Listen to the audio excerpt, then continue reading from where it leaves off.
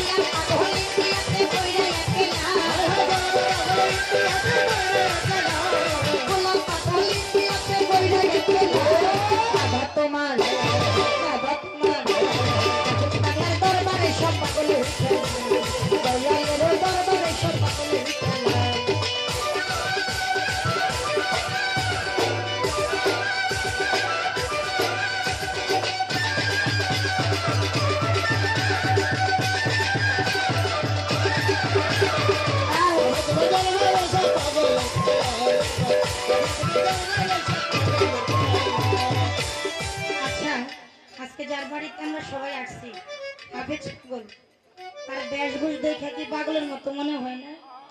হয় কি না?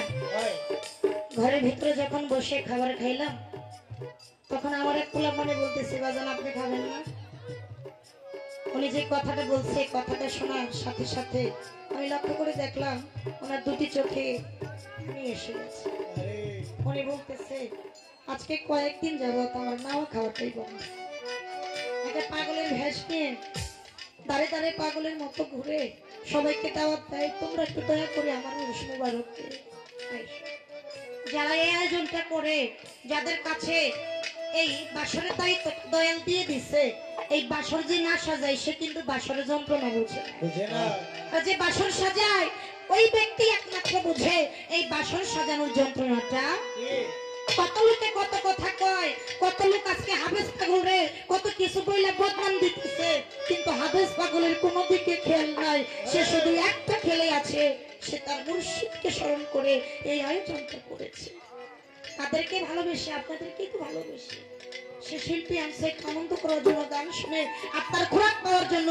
সে তো একা শোনার জন্য আনে নাই, আনছে আপনাদের সবার কথা চিন্তা করে, আপনাদের সবাইকে ভালোবেসে আজকে পাগল চানে আয়োজনটা করেছে। কিন্তু আমরা না বুঝে পাগলকে কত কথাই বলি, কিন্তু পাগল কোনো দিকে খেয়াল নেয়। সে শুধু তার মুর্শিদের রূপটা নিয়ে, দয়ালের নামটা নিয়ে বসে আছে, পাগলের ভেষ। তাই তো কবিতার গানে লিখে বাবাই থাকে পাগল ভেষে, তাই তো এত পাগল আসে।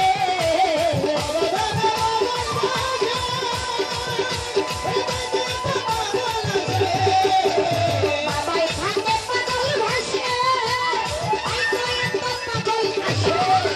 এই পাগলদেরকে ভালোবেসে সাই কত জ্বালা, পাগলদেরকে ভালোবেসে সাই কত জ্বালা। বাবা তোমার হাফেজ পাগলের দরবারে সব পাগলের খেলা, দয়ালের দরবারে সব পাগলের খেলা।